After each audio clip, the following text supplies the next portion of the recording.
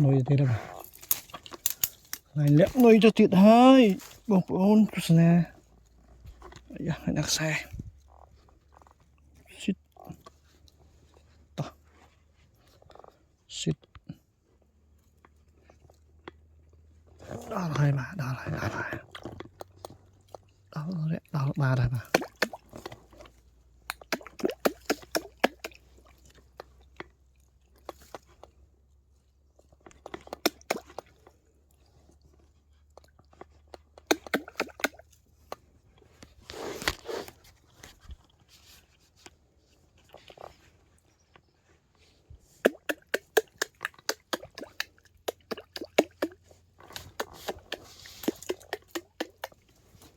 miếng xì play là sẵn đang bà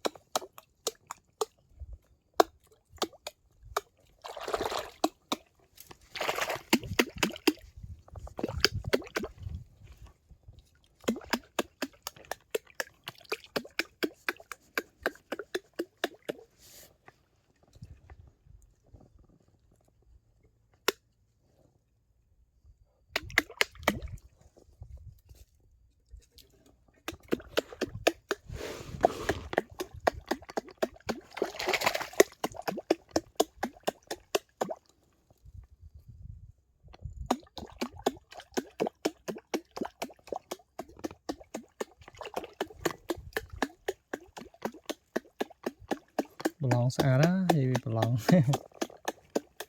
đây đang bên chlang ớt rồi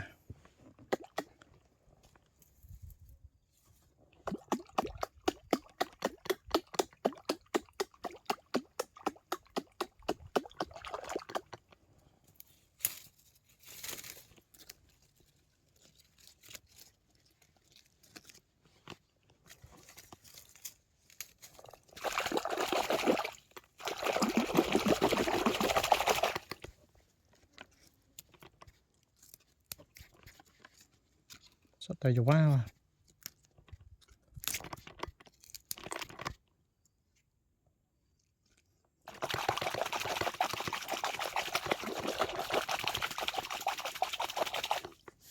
cô ấy cô hai tay vào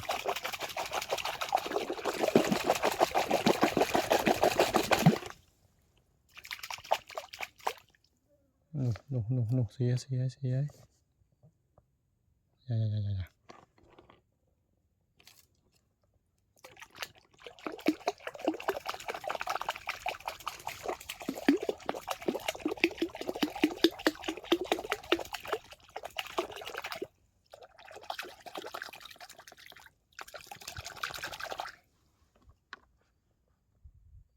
lịch ngứa chưa nè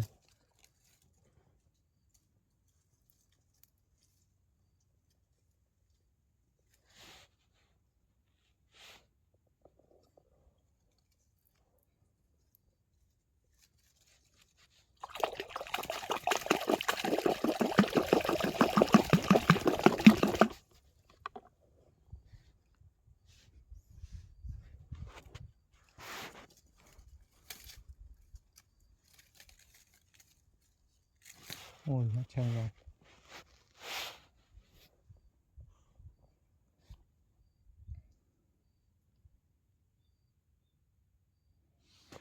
strip đây